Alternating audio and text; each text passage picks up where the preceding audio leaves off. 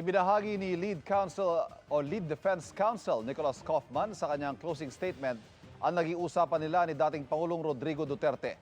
Doon ay iginit daw ng dating Pangulo na wala siyang pinatay o pinapatay. Ang prosekusyon ipinrotesta ang mga pahayag na ito bago natapos ang pagdinig. Nakatutok si Marisol Abduraman. I said to him, they say that you murdered thousands when you were the mayor and when you were ruling your country. And then he repeated the question that he has always asked me for a year or more.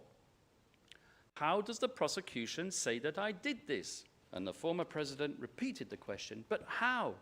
I've never murdered anyone. Ito raw ang tanong ni dating Pangulong Rodrigo Duterte kay Attorney Nicholas Kaufman nang magkausap sila nitong Miyerkules.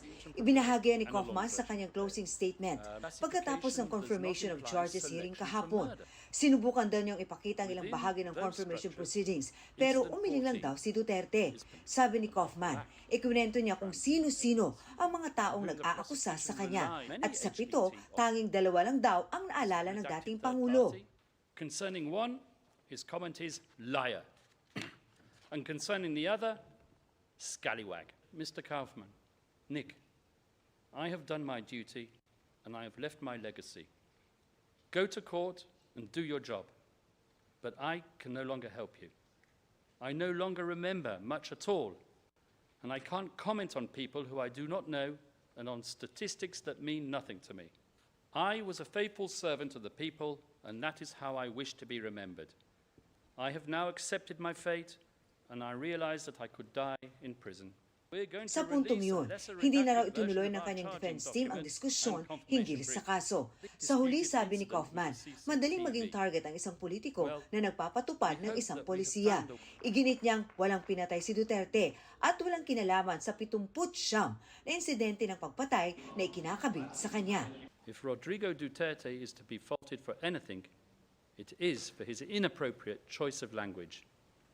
But he murdered no one. I ask you to let Rodrigo Duterte return to the Philippines, not to govern, but simply to let him live out the rest of his days in peace, in his humble dwelling in Davao.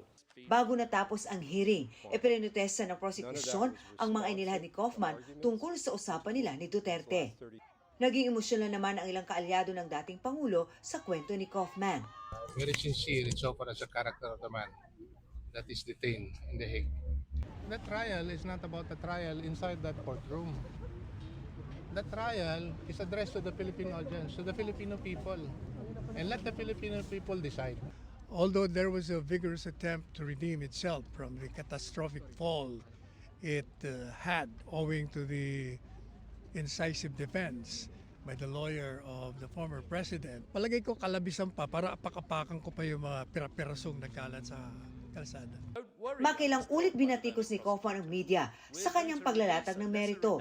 Tinanong si Kaufman tungkol dito sa ambush interview. Why do you always criticize the media in all of your presentations from day one to day? Why does the media always criticize my client? Full stop, end of story.